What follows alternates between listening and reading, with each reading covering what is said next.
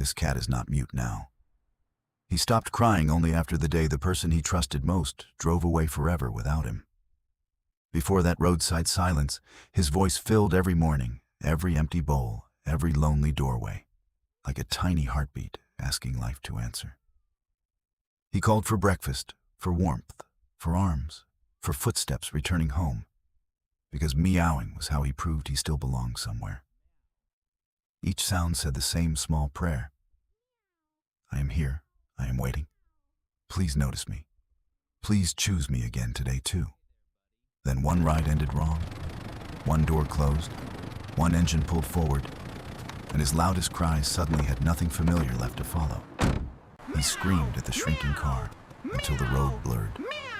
The light died, and fear taught him volume could not pull love back.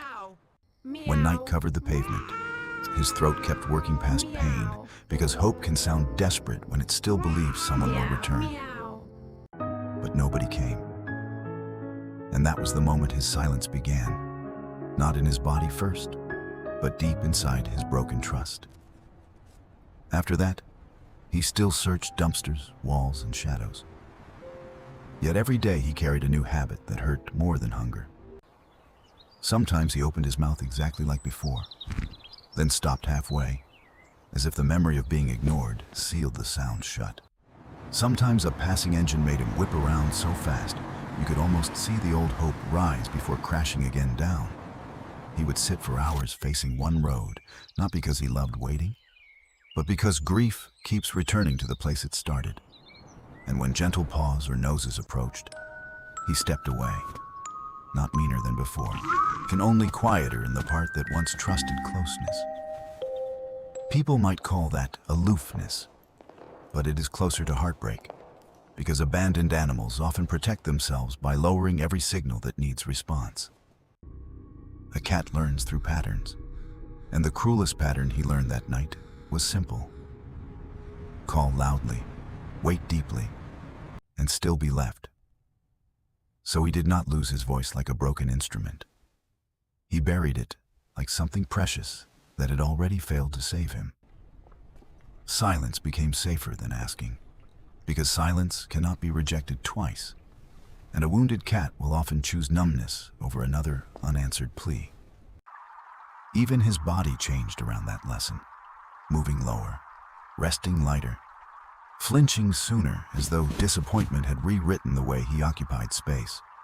He slept near escape paths, ate quickly, and watched longer than necessary, because once trust collapses, survival starts speaking louder than comfort.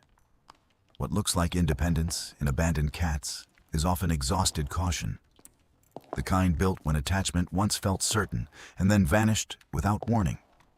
Still, deep under that shutdown, one instinct refused to die completely: the need to be answered, to matter, to find a safe bond. That is why he kept glancing back after every loud vehicle, because some part of him still rehearsed the impossible ending home. That is why his mouth still shaped old cries in empty air, because memory can keep performing long after faith stops joining.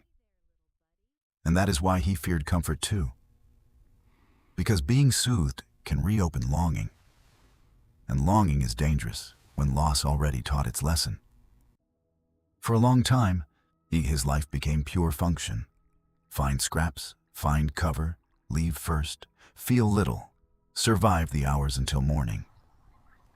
He was alive, yes, but only in the narrow way frightened animals stay alive, with their hearts hidden behind routines that expect nothing. Then healing began somewhere small, not with a rescue speech, but with a repeated kindness that asked for nothing and arrived again. Maybe it was a quiet shelter corner, maybe another animal sleeping nearby. But what mattered most was the absence of sudden leaving. Food appeared on time, water stayed clean, and no one punished his silence, which let his nervous system rest without defending itself. At first, he did not step closer. He only watched, because herd animals often test safety from a distance before risking hope. He learned the new place had rhythms too, but these rhythms were gentle ones. Bowls returned, shadows stayed calm, and mornings stopped feeling dangerous. No voice demanded anything from him there. So for the first time since the roadside silence became rest instead of surrender again. Another cat might nap nearby without crowding him, showing that closeness could exist without pressure, and companionship could breathe without asking immediate trust. That mattered because wounded animals read patience like language, and every calm shared hour can say, "You do not have to perform here." He still startled sometimes, still froze at engines, still turned his head toward old sounds, because healing does not erase what fear memorized. But now, after each flinch, nothing terrible followed. And that simple repetition slowly taught his body a new ending to expect there. He began lingering after meals instead of disappearing, which is a quiet milestone in animal recovery, because safety is proven by staying. He started sleeping deeper, with fewer sudden jolts awake, because trust often returns first to the body long before it returns to sound. Sometimes he sat near the doorway, where others passed, not joining them yet, just practicing the brave act of being visible again. That is important, because abandoned cats do not simply fear pain. They fear becoming attached to something that might disappear without explanation again. So recovery looked almost invisible at first. One step closer, one longer pause, one softer stare, one choice not to run away. These tiny changes matter more than dramatic ones, because frightened animals rebuild trust through repetition, not speeches, and through consistency, not sudden affection. He watched how food arrived, how bedding stayed warm, how nearby paws respected space, and each predictable detail loosened one knot inside him. Even the quiet itself felt different now. No longer the empty silence after abandonment, but a softer quiet where waiting did not hurt. Some wounded cats recover through play, others through food. But cats like him often recover through permission. Permission to exist without being tested. Day after day, nothing asked him to prove devotion. And that gentle absence of pressure slowly made closeness feel less like a trap. He let another body rest nearby, then let it stay, then stopped measuring every second as if departure might strike without warning. He looked toward offered comfort and did not retreat immediately, which may seem small, but for him, it meant danger no longer ruled first. One evening, his mouth opened again at the edge of feeling, then closed, then opened once more, as though memory and courage were negotiating. No sound came that time, but the silence was different, because now it was hesitation, not hopelessness. And hesitation means trust is moving. The next days carried more of these near meows, tiny rehearsals from a heart testing whether expression could finally meet something kind outside. That is how many animals heal after abandonment. Not in one dramatic breakthrough, but in small, repeated risks that end safely today. First, they risk staying near, then eating slowly, then sleeping deeply, then making eye contact. And only later do they risk asking. For this cat, asking meant sound, because sound had always been his bridge to connection before abandonment turned every call into proof of absence. So the return of his voice would never be casual. It had to cross the exact place where trust had once collapsed. One quiet morning, while the room stayed gentle and no footsteps rushed away, he looked up and let the first sound escape. It was small, rough, and uncertain, more like a thread than a cry. But it carried something enormous. Belief returning to breath. That tiny meow matters so much because animals do not only speak with sound, they speak with expectation that someone will answer. His first voice after abandonment was not loud or polished, but it meant he was risking disappointment again, which is the bravest part. When another gentle animal stayed nearby and nothing bad followed, that fragile sound received the answer his old cries never got before. Not a miracle answer, not a dramatic rescue, just presence that remained. And for a hurt cat, remaining is one of love's clearest languages. After that, his voice did not return all at once, but it returned honestly. appearing in little moments where safety kept proving itself. A small sound near food, another near sleep. Another when familiar paws settled close, until meowing stopped feeling like begging and felt like living. He was not becoming his old self again exactly, because animals do not erase pain. They build new trust around what pain changed. That matters, because healing is not forgetting the roadside. Healing is learning that the roadside was one ending, not every ending forever. Now when he watches a doorway, there is still caution there, but it shares space with curiosity, and that sharing is recovery. Now when he hears wheels outside, he still listens hard, but his body no longer falls apart under the sound of remembering. Now when another animal brushes past him gently, he sometimes stays put, and staying put can be louder than any dramatic declaration. The voice that came back was softer than before. Yet softer does not mean smaller. Sometimes softness is what survival sounds like after terror.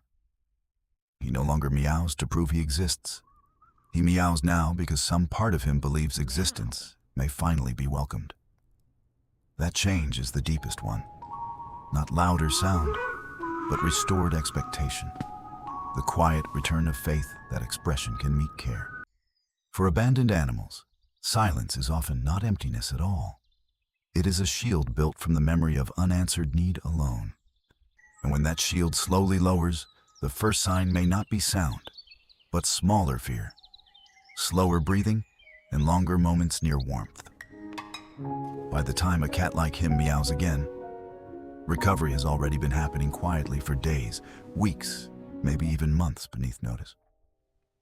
That is why his first fragile cry feels so emotional to witness, because it is the surface of a much deeper return. He is not just making noise again. He is reopening a door inside himself that once slammed shut against unbearable waiting there. And every answered meow after that teaches the same healing lesson. Your need does not ruin love, and your voice can stay. For creatures shaped by attachment, being heard is not a small comfort. It is evidence that connection still exists in the world. This cat survived abandonment with his body first, and then slowly let his heart survive too. And that second survival is harder always, because hunger can be fed quickly. But broken expectation heals slowly, one answered moment at a time, until silence no longer feels necessary. So when he finally speaks now, even softly, he is not returning to weakness. He is returning to relationship without surrendering himself. His healed voice carries caution, memory, and new trust together, which makes it truer than the easy meows he gave before abandonment. Before, he cried because love felt available. Now he cries because love disappeared, returned differently, and taught him it can remain too. That is the hidden psychology inside his silence. Not lost voice, but lost expectation. And then the careful rebuilding of expectation again. What breaks after abandonment is rarely only comfort. So it is the belief that reaching outward will still find something steady waiting there. What heals him is rarely only shelter. It is repeated gentleness strong enough to make reaching outward feel possible again for him. So this cat was never truly voiceless. He was protecting the place where hope and sound used to rise together inside him.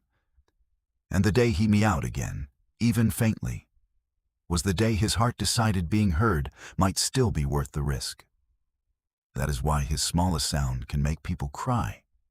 Because it is not volume returning, it is trust returning with a voice. Abandonment may silence a loving heart for a while, but patient love can teach that heart to speak again and believe safely.